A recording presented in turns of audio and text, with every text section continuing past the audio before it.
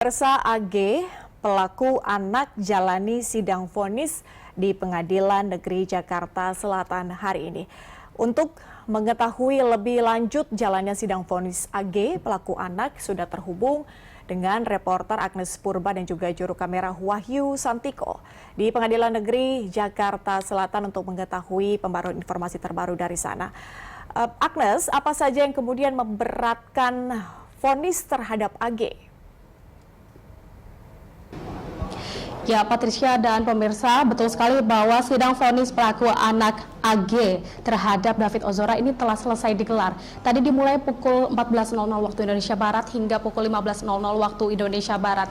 Dan tadi AG tiba di Pengadilan Negeri Jakarta Selatan pukul 12.40 waktu Indonesia Barat dengan menggunakan jaket berwarna putih. Ketika memasuki ruang dari Pengadilan Negeri Jakarta Selatan ini, AG tidak melemparkan sepatah komentar pun.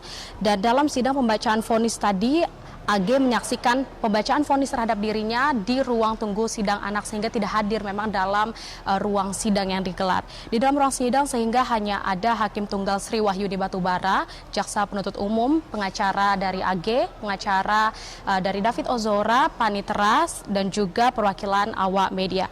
AG dijatuhkan putusan oleh Hakim Tunggal Sri Wahyuni Batubara yaitu penjara selama 3 tahun 6 bulan. Tentu ini berbeda daripada yang diberikan dari tuntutan jaksa penuntut umum yang sebelumnya menuntut AG untuk dapat dijatuhkan hukuman selama 4 tahun penjara. Putusan ini berbeda atau jauh lebih ringan dibandingkan yang diberikan oleh jaksa penuntut umum sebelumnya. Dan Hakim Sri Wahyuni Batubara juga menyatakan bahwa AG terbukti melanggar pasal 355 ayat 1 KUHP Jungto pasal 55 ayat 1 ke 1 yang berbunyi penganiayaan berat dengan rencana terlebih dahulu. Adapun hal yang meringankan ialah kondisi orang tua AG yang saat ini mengalami sakit stroke dan juga kanker paru stadium 4. Tak hanya itu, AG juga masih berada di bawah usia yaitu 15 tahun. Diharapkan AG masih dapat memperbaiki diri.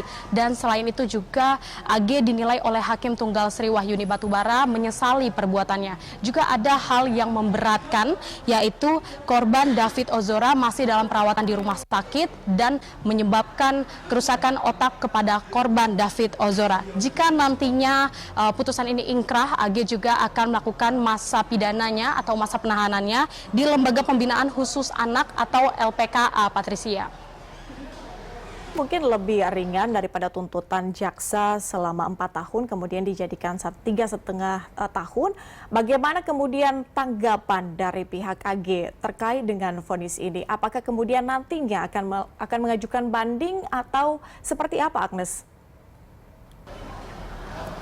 Ya, betul sekali Patricia, dan kami tadi telah mengonfirmasi kepada pihak kuasa hukum dari AG, yaitu Mangata Toding Alo mengatakan bahwa pihaknya pasti akan mengajukan upaya banding dari putusan yang diberikan oleh Hakim Tunggal Sri Wahyuni Batubara. Namun bagaimana kemudian langkah-langkahnya, pihak kuasa hukum akan melakukan diskusi terlebih dahulu kepada keluarga dari AG untuk kemudian menentukan. Dan dari hari persidangan hari ini, pihak kuasa hukum dan juga AG memiliki waktu selama 7 hari untuk kemudian menentukan apakah akan menaikkan upaya banding atau menerima putusannya. Sementara kalau dari pihak kuasa hukum David Ozora, yaitu Melissa Anggreni, ini menyatakan bahwa pihak dari David Ozora menerima dan juga menghargai putusan yang diberikan oleh Hakim Tunggal Sri Wahyuni Batubara, yaitu selama 3 tahun 6 bulan.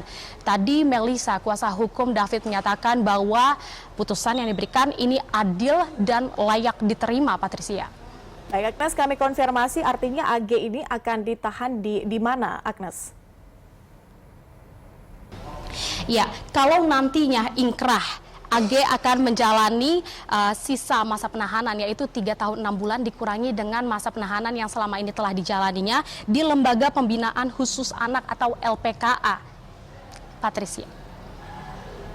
Baik, Agnes Purba, terima kasih sudah melaporkan langsung dari sana. Kami nantikan informasi lebih lengkap selanjutnya. Selamat bertugas kembali.